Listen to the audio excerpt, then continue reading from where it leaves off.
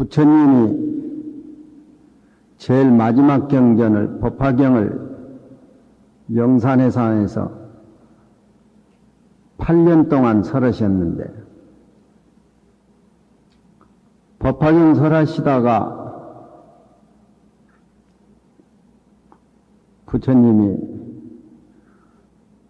설법 장소에 청황적백, 붉은 파란 연꽃, 누런 연꽃, 흰 연꽃, 빨간 연꽃, 청황적백 연꽃이 쏟아졌는데, 그 청년아 파란 연꽃을 법화경 설하시다가 드시니까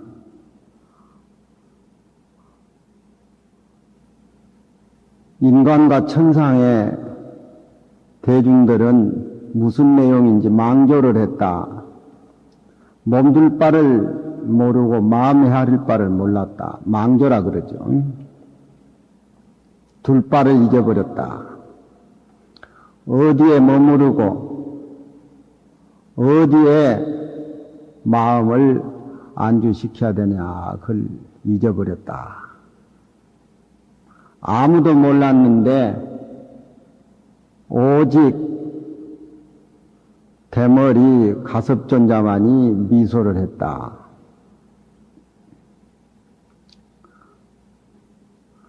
그래서 여마미소라는 연꽃을 잡아서 대중에게 보이니까 가섭존자가 미소를 보였다. 그래서 여마미소라.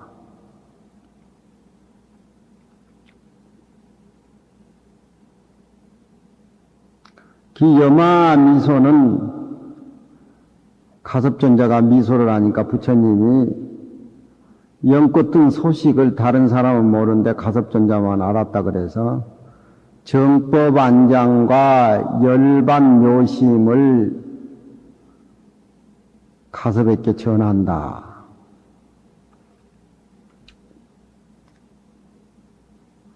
정법안장 열반묘심이라고 하는 것은 우리 생명의 지도리라 그러면 해석이 그렇게 되어질까요? 하여튼 생명의 근원짜리, 이론상짜리, 일상원짜리, 한 모습으로 둥근 자리, 정법안장과 열반묘심을 가섭존자에게 전해주노라. 그래서 그 여마미소가 공안이 돼가지고 왜 부처님이 연꽃을 들었는데 가섭존자가 가만히 미소를 했느냐. 그래서 이 여마미소란 말이 풀 수 없는 공안이 되었습니다. 풀이를 교학적으로 해보자면은 부처님이 생명의 근원짜리 하나의 둥근 모습을 상징적으로 연꽃을 들었는데 가섭존자가 일상원짜리 생명의 근원짜리를 알아차리고 미소를 했다. 이렇게 교학적으로 여마미소를 풀 수가 있는데 그 여마미소의 자리는 또 고불미생전 응원일상원이라 예 부처님이 세상에 나오기 전에 그 자리는 둥그런 하나의 모습이었다. 석가도유 미애언이 가섭의 기능정가 그 둥근 그 모습은 부처님도 알지 못했는데 어떻게 그 도리를 연꽃을 들어서 보여가지고 가섭이 알아차리도록 해서 정법안장을 가섭에게 전달했겠느냐. 그 일상원 자리는 우리가 마음으로서도 추측할 수가 없고 그 자리는 끊어졌기 때문에 언설이 없이 해석할 수도 없고 그 자리는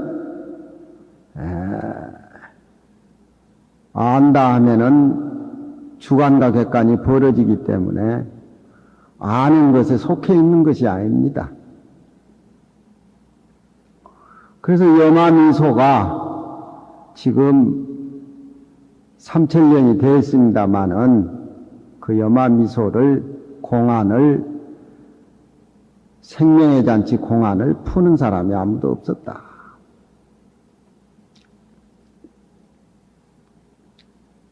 그래서 중국의 당나라 때 송나라 때 선승들이 그 여마미소에 대해서 시도 짓고 송도 짓고 또 결제법문 해제법문에 여마미소의 공안을 들춰내가지고 대중들에게 많이 법문을 했습니다마는 그런 여마미소의 부처님이 연꽃을 드니까 가섭이 웃는 그 모습을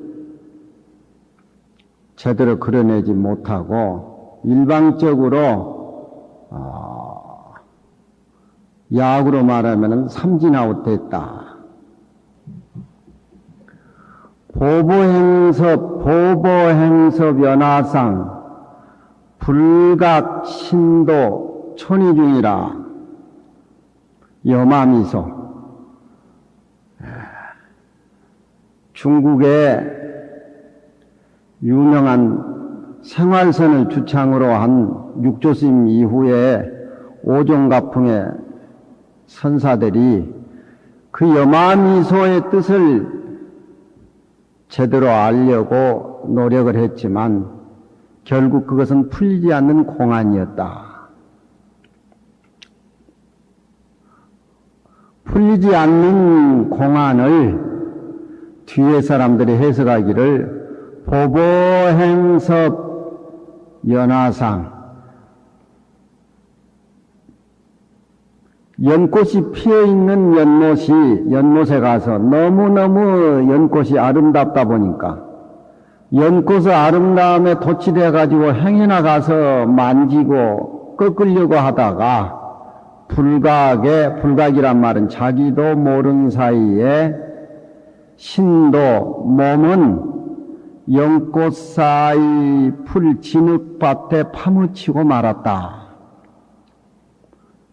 여마미소의 법문이 너무 화려한 생명의 잔치인데 그 생명의 잔치의 어떤 이치에 매혹돼 가지고서 거기에 탐입을 했지만 결국 몸이 그 여마미소의 공안을 알기에는 행실이 따라주지 못하니까 연꽃 꺾으러 가다 연못에 빠져가지고 몸이 흙투성이가 된 것과 같다.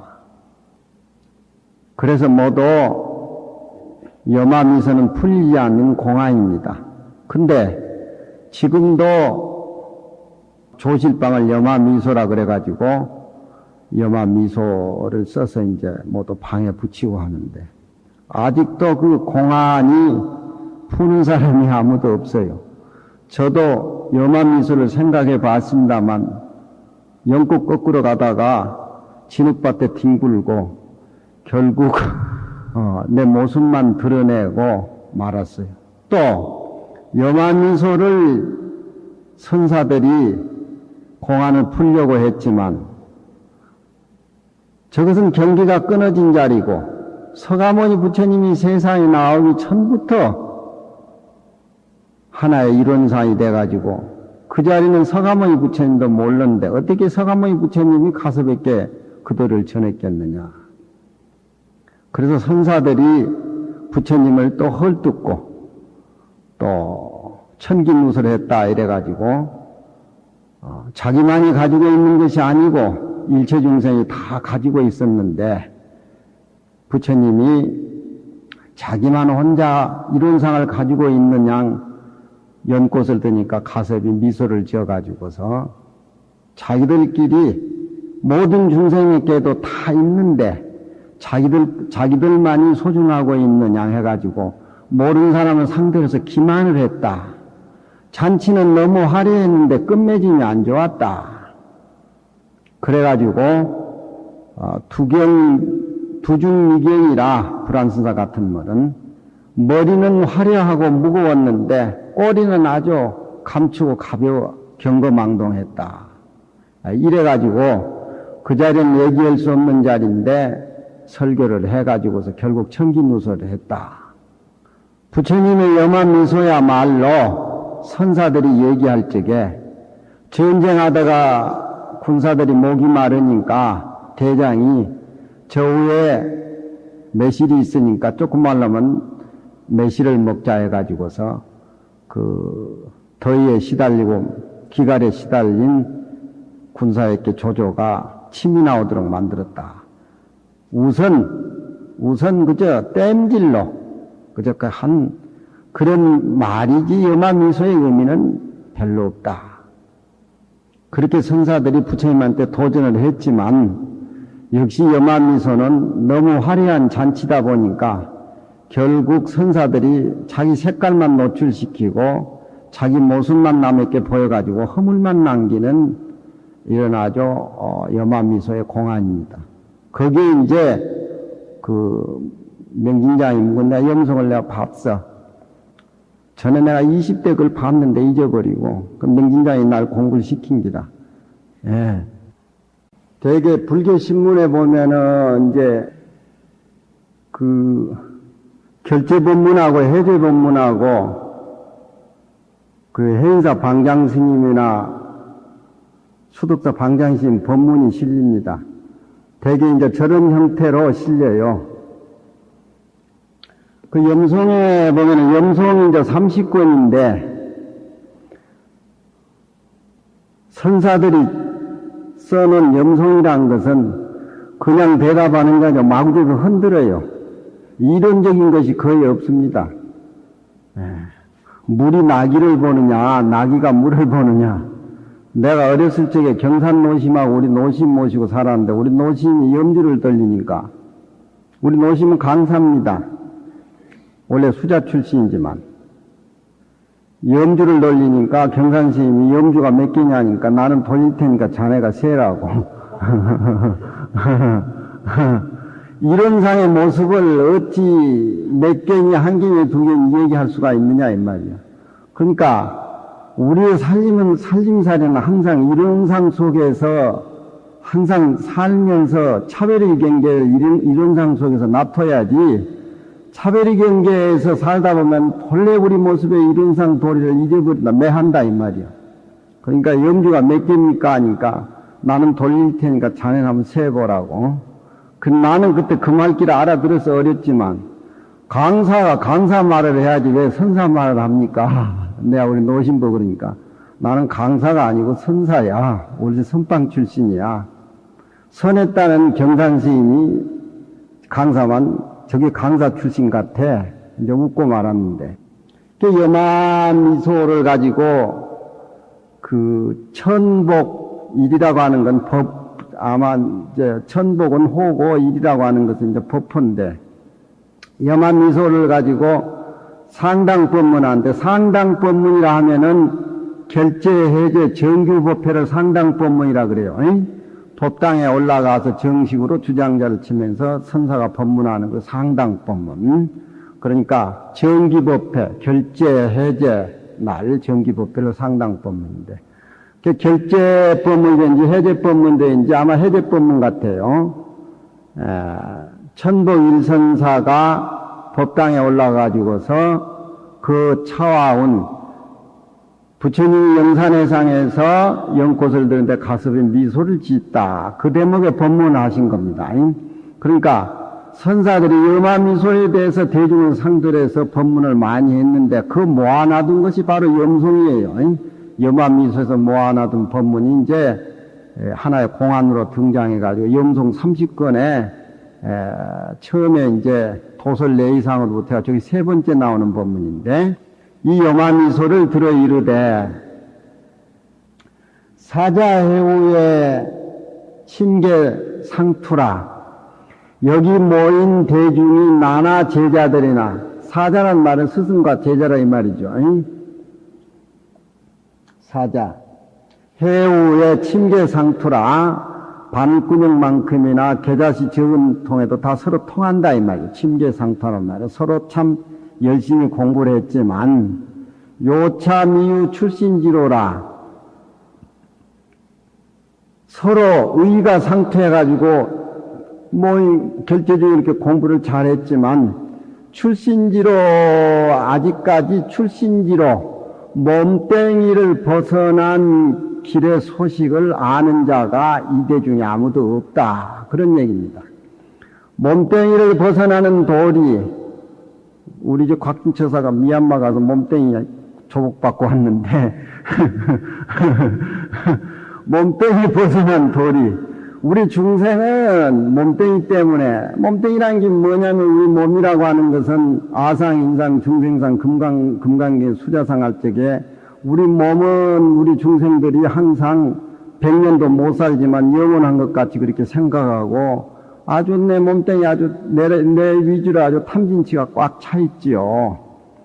그리고 조금 나은 또 지성인들은 자기가 배운 고정관념에 사로잡혀가지고 그것 때문에 꼼짝달싹 못하는 거. 그래서 불교에서는 아집과 법집이라고 하는데, 첫째 요마미소에 법문하려면 아집과 법집을 벗어나야 된다. 내 몸뚱이 업하고 내가 여태까지 배웠던 지식 고정관념을 벗어나야 되지. 그 요마미소의 소식이 들어가지. 내 몸뚱이가 무상한 줄 모르고 내 몸뚱이가 원래 없는 줄 모르고 내가 생각하는 이 고정관념 틀을 깨야 된다는 그런 게 벗어나지 못하게 된다라고 하면, 요즘 정치인들이 전부 그런 장사 아닙니까? 요즘 뭐 6령이니 7령이니 뭐 03이 브루스를 부르니까 대중이 칼춤을 춘다 그거 다 아사행상 중생상을 못 벗어난 거예요. 그 벗어나야 비로소 새로운 정치의 문이 열리는 것이지. 그래서 부처님은 자기가 손수 걸식한 거 아니에요. 걸식한 거. 걸식이라고 하는 것은 그 탐진치 내버리기 위해서 걸식을 하는 거나 부처님의 손수.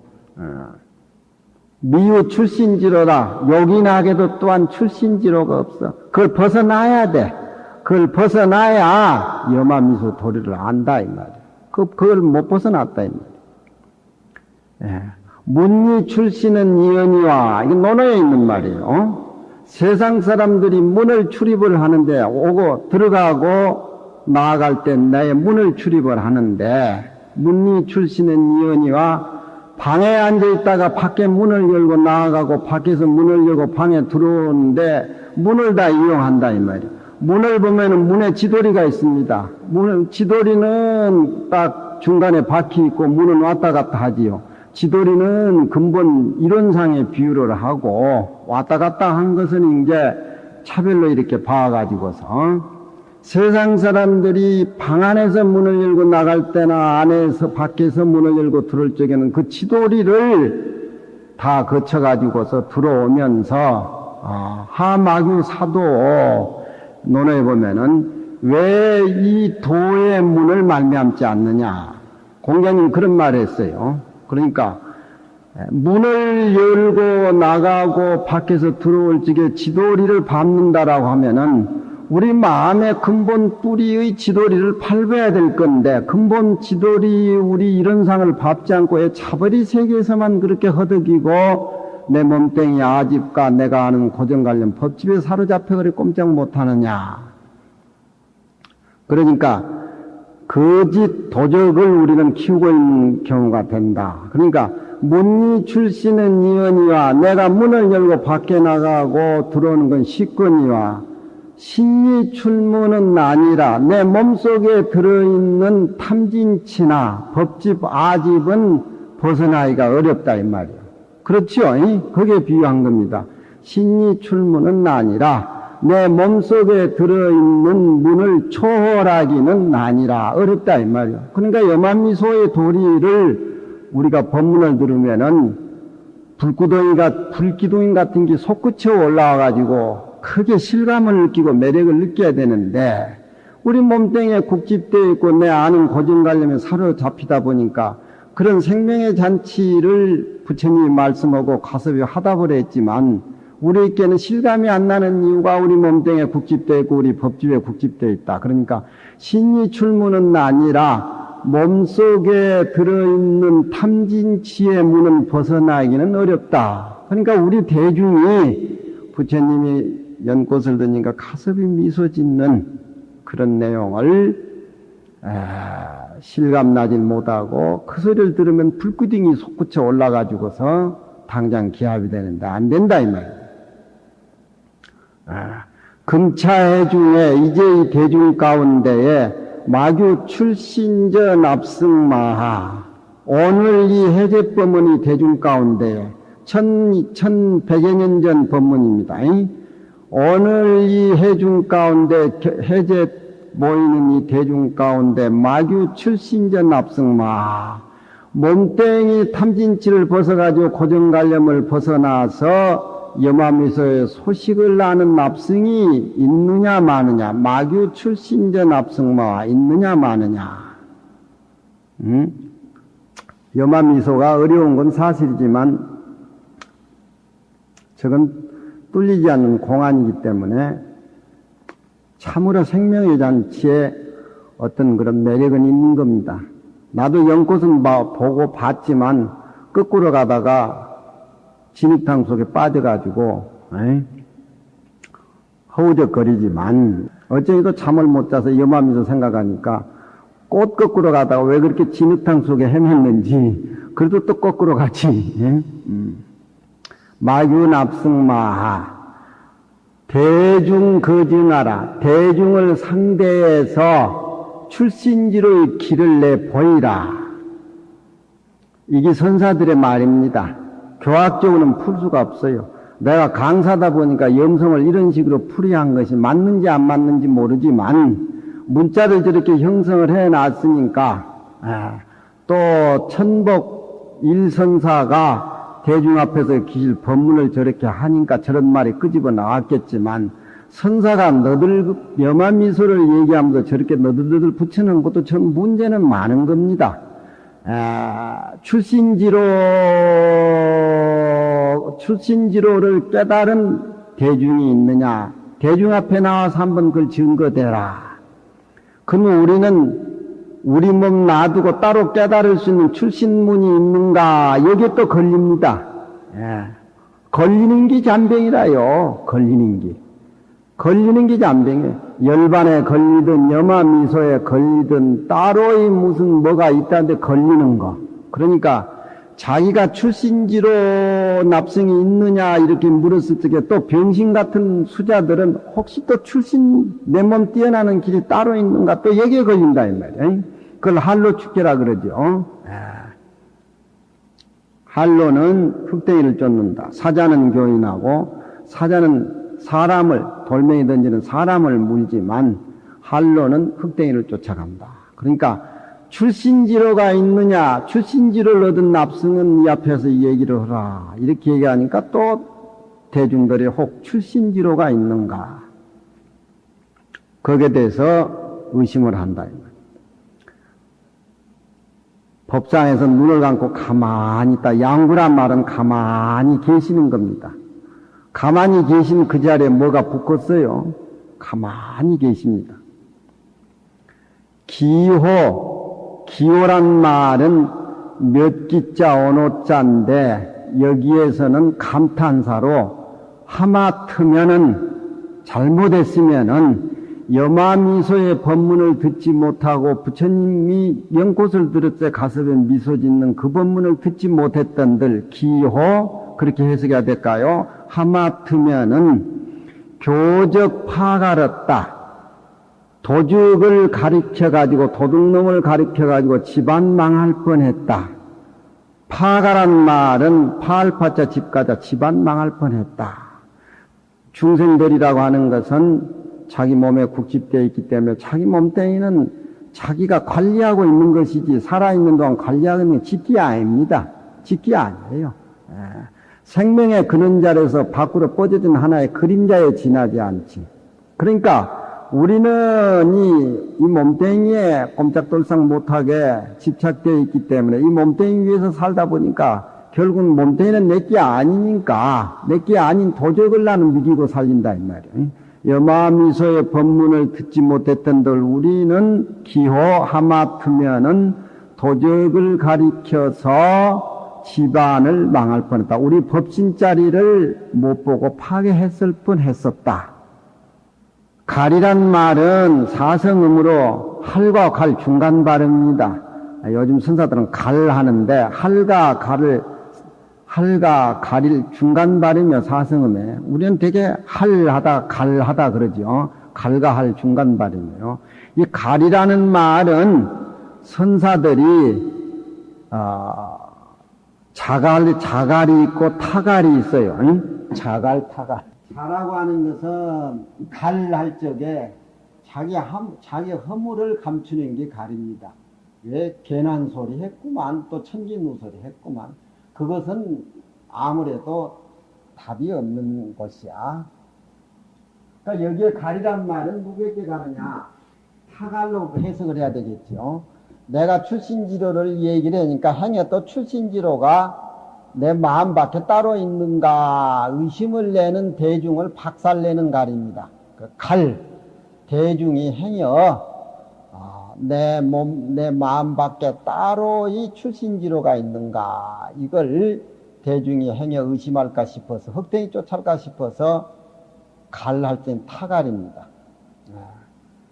또 한 번 갈한 것은 자기도 그 자리는 고불미생전에 서가모니 부처님도 세상에 나오기 전 옛날 비바시불 부처님이 나오기 이전에 다 둥그런 이론상이 있는데 석가도 그 도리는 몰랐어. 몰랐는데 어떻게 가섭에 전해줬겠느냐. 여마미소한 건 천기누설이다 그런 얘기죠. 그러니까 또 한 번 갈하다. 자기도 괜한 소리 했구만.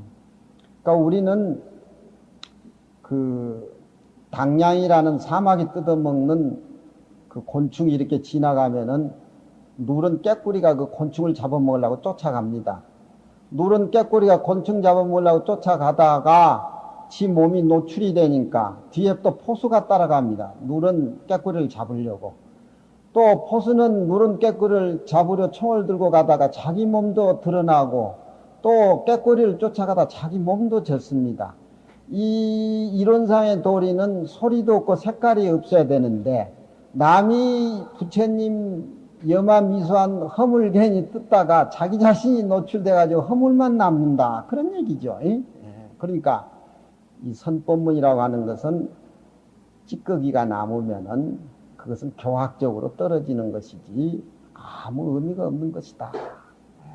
왜 바닷물은 짭습니까? 이 아이는 언제 싱겁다고 했느냐? 바닷물은 이렇게 해서 짭다 할 적에는 교학적인 풀이지만 선사는 흔들어놔요. 흔들어놔. 근본 생명의 뿌리를 흔들어.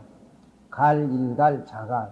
그러니까 문리 출시는 이연이와 신이 출문은 나니라. 고 염송의 고 여마미소에 나온 소리요. 또 뒤에 뭐야? 뭐 또 있었지?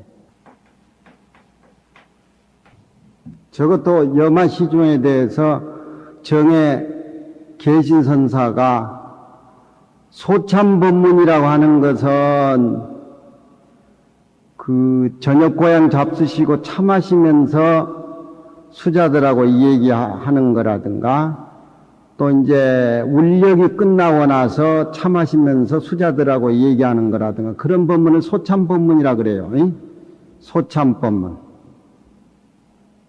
정의 신선사가 소참법문에 이 여마미소를 들고 일어나서 서천이라고 하는 것은 서역입니다.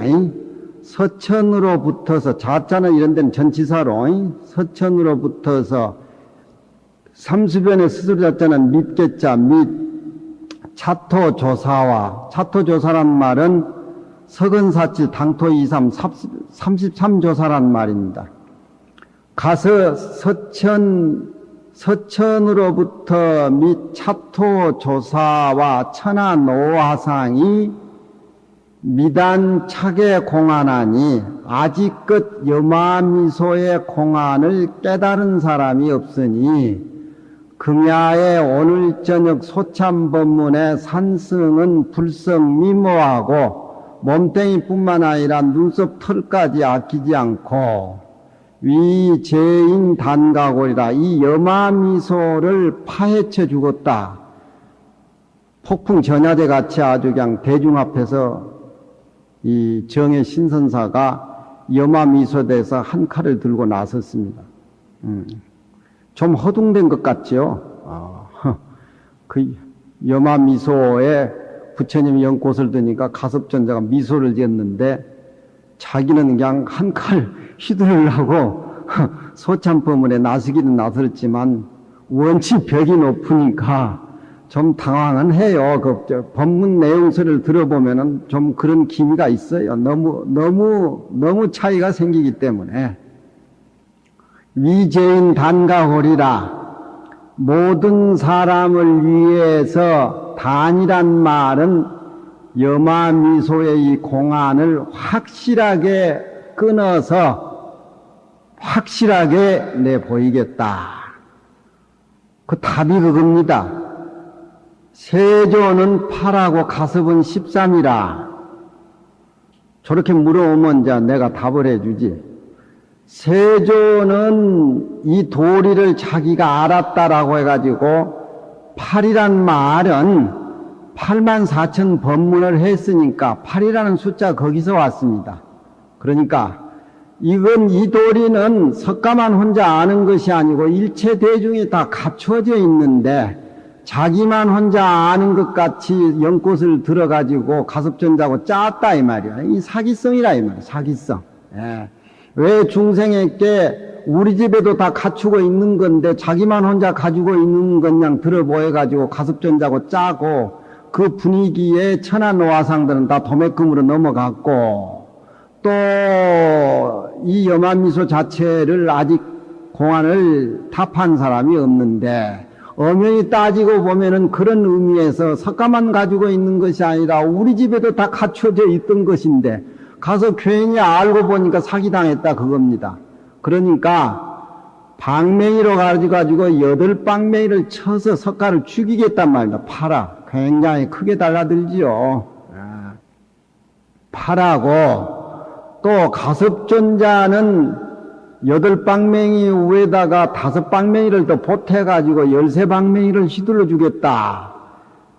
니만 혼자 알았느냐? 니만 혼자 알듯이. 그리고 중생이 다 갖춰져 있는 그 도리, 중생이 누구나 다 갖추어져 있는 본래의 그 자리를 가섭전자는 싱긋이 웃어가지고서 부처님하고 8만 법문이 생기게 만들어놓은 장본인이 됐으니까 중생은 본래 성불이라는 본분자리를 망각하고 신운자리에 떨어지게 만들었다. 그런 얘기입니다.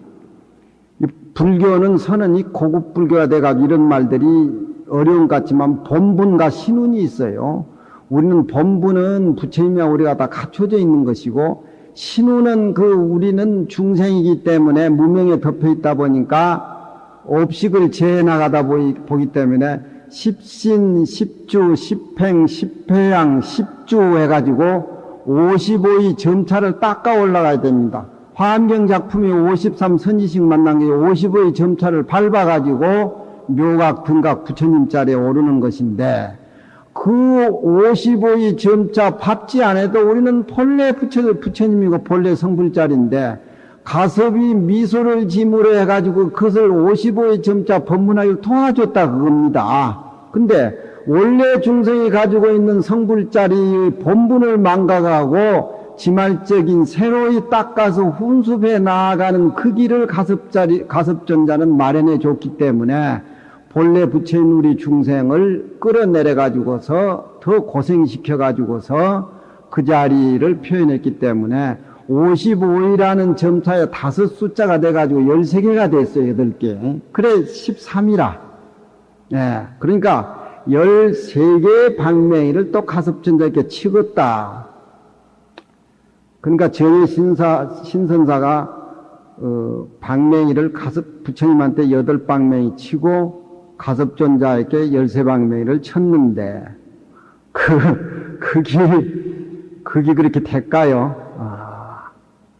방맹이를 든다는 자체, 치는 놈이 있고 받는 놈이 있다는 자체 벌써 능소가 갈라졌는데 그런 의미에서 이 정의 신사에 부처님한테 8방맹이를 치고 가섭전자한테 13방맹이 쳤다. 이런 내용을 가지고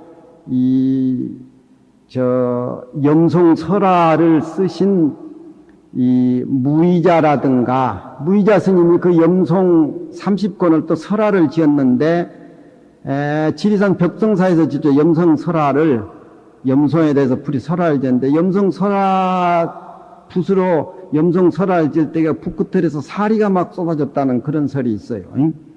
그 설화에 보면은 이 정의 신선사야말로 부처님이 염화미소에 해가지고 3000년 동안 불법이 내려오면서 미안 중생을 얼마나 깨달아줬고 얼마나 법을 제시했는데 그 무게를 당하지 못하면서 부처님에게 천기누설했다가 아주 8방명이 쳤다고 했으니까 더블로 맞아야 된다.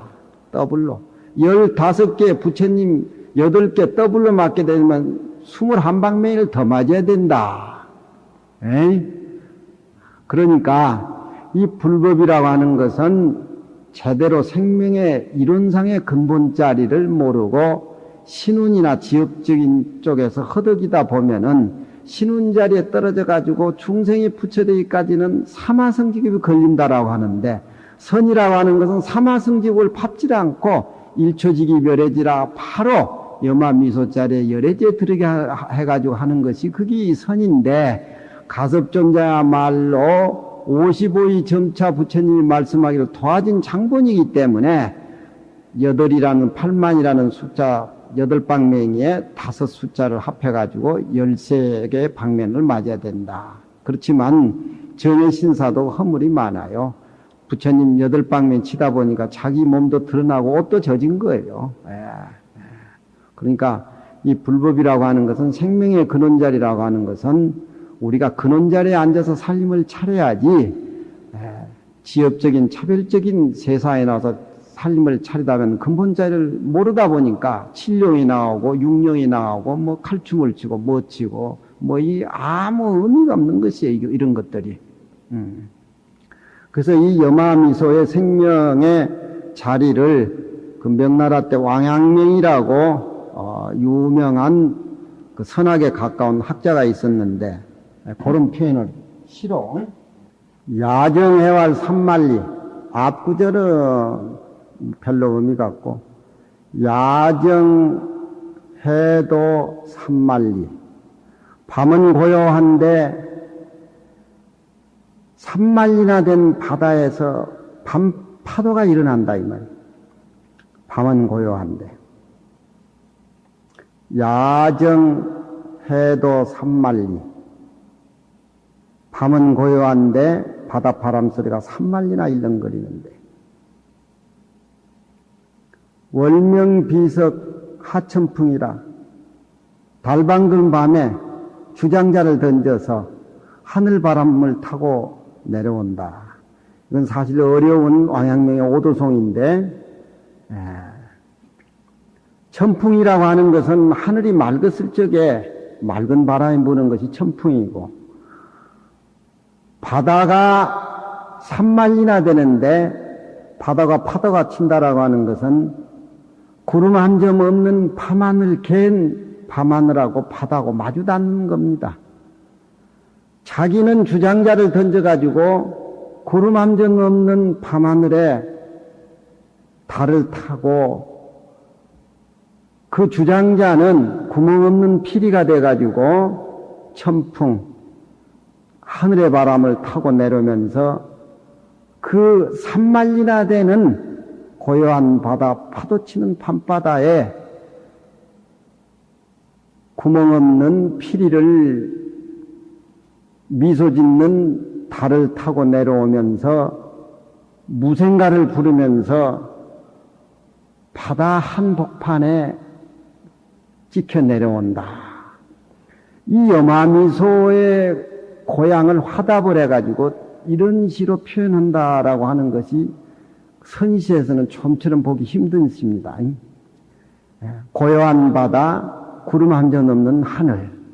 구름 한 점 없기 때문에 거기에서는 구름 한 점 없는 것은 부처님이 꽃을 드는 것이고, 거기에 구름 한 점 없는 밤하늘에 달이 떠오르니까 그건 미소에 해당되는 것인데, 그 달을 타고 주장자를 던지는데 그 주장자는 구멍 없는 피리가 돼가지고서 달을 타고 구멍 없는 피리를 손으로 잡고 무생가를 부르면서 3만이나 되는 찰싹찰싹 치는 파도의 바다 밑에 찍혀서 내려온다라고 하는 것은 그건 바로 여마미소의 고향을 저렇게 선시로 표현한 겁니다. 어려운 것 같지만 이론상 도리에서 우리가 살면은 차별의 세계를 수용을 할 수가 있지만 이론상의 도리를 떠나서 차별 세계에 웅크리다 보면은 우리 본래 본분자리 근본자리를 망각하기 때문에 우리 삶 자체는 의미가 없는 것입니다. 그러니까 불교에서 얘기할 적에 우리 업식에 매여서 사는 우리 삶이라고 하는 것은 그저 한갓 벗금에 지나지 않지만 이론상의 도리에 처해서 우리가 생명의 어떤 신비로움 속에 안주되어서 차별의 세계에서 안주했을 적에 바로 차별의 세계 모습이라고 하는 것은 맑은 하늘, 고요한 바다, 거기에 달, 전부 남의 것이 아니라 바로 그것은 내 모습이다. 전부 바로 내 모습이다. 내 모습으로 모든 것이 비춰져 있을 적에 바로 그것은 참된 우리의 법신의 세계에서 생명의 고향을 향하는 것이다. 그렇게 선시에는 해석을 하고 있어요. 불교는 그냥 믿고 절하고 옛날 어머니가 절에 간다고 칠성날이나 백중날이나 그저 모욕 제기하고 그저 그냥 쌀 정갈하게 잃어가지고 가서 부처님한테 올리고 믿는 게 제일 쉬워요. 제일 쉬워요. 이렇게 이 선이라든가 고급적인 그런 우린 생명의 근원자리에 앉아서 공부를 하는 참 업이 좀 많이 녹아지고 맑아서 냉큼 그게 접근이 돼야 이해가 되는 것이지 연꽃 좋다고 연꽃 거꾸로 가다가 다 물에 빠져 죽고 법에 걸리고 종교인이란 데 걸리고 무슨 멋에 걸리고 불교 믿어가지고 걸린 사람들이 다 많아요. 요즘 헌양매구라 그러지요. 염소고기 걸어놓고 개고기 판다고. 염소고기 걷고 개고기 판다고. 전부 스님네들이 그런 거 아니에요. 만날 그저 부처님 경전 보면은 처음부터 그저 여시하면 부처님 글씨가 하는 건 나오지만 스님들 부암사도 소나타 아주 좋은 거 타고 다니고. 그러니까 허울전 정면이라고 염소고기 걸어놓고 이름은 그럴듯하지만 개고기 팔고 앉아있으니까 그거 무슨 놈 불교가 될 게 뭐가 있어요 그래. 여시하면은 신문, 시주, 처중, 육성치가 돼야 비로소 경전은 설하게 된다. 그러니까 대견음경이나 금강경이나 화엄경이나 모든 경들이 부처님 설한경전이 법회가 서분과 정종분과 유통분이 있는데 지금 우리가 강의하고 있는 건 금강경 서분에 해당되는 겁니다. 서분, 금강경 서문 아직 금강경 본문 정종분이 안 들어가 있어요. 서문인데 서문의 둘이니 첫째는 증신서요. 신을 증거해야 된다. 부처님이 금강경을 설하게 되면은 장소는 어디고, 또 누가 발기를 해야 되고, 대중은 몇 명이고, 그런 등등이 여섯 가지가 성취가 돼야 비로소 설어지게 된다. 그래서 육성치가 제 앞에 있죠. 여시아문으로부터 1200대중으로 함께 하시다. 그 서문의 증신서여 신을 증거하는 둘인데 서인데 그것이 하나 끝났고 오늘은 두 번째 해당이 되는 발기서라 그래요. 발기서. 왜 어떤 동기로 해가지고 금강경이 발기가 됐는가? 발기서문이라 그래요. 우리는 부처님 경전을 읽는데 원문만 줄줄줄줄 나가도 되지만 한 달에 한 번씩 강의 들으니까 경전을 꼭꼭 곁에 놔두면서 한 달 동안 수행했던 것하고 같이 내 마음에 비교를 해가지고 차근차근 이렇게 챙겨나가지고 공부를 하게 된다면은 아주 적은 것, 하지 않는 것이 아주 우리가 공부하고 수행하는 데 소중하다는 것을 느낄 수가 있게 됩니다. 두 번째는 발기서라고 하는 것은 위 걸식위가 이어 사명이라 시지견이 계능자정하고 정능 발일세 고의 계정으로 발기 반야정종이라 어중에 유의하니 이른 개요 이는 정인이 금초라. 발기라고 하는 것은 정신서가 끝나고 둘째 번은 발기서인데 위 걸식위가 부처님이 밥을 비르시는 위 거동이 왜 시자나 모두 다른 대중들이 부처님 사시 고향할 때 밥을 빌어다가 들으시면 되는데 부처님이 직접 밥을 빌러 나가시냐 이거요. 걸식으로 나가시냐 이거요. 그러니까 밥을 비는 위가 위란 말은 모습이고 거동이란 말입니다. 위여 사명이라 사명을 떠난지라. 명 중에서도 정명이 있고 사명이 있습니다. 바른 목숨이 있고 사명인데 이건 삿될 사자 목숨명자니까 음식을 빌어서 자기 욕심을 채워가지고 생명을 연장시킨다라고 하는 것은 삿될 사자 목숨명자입니다.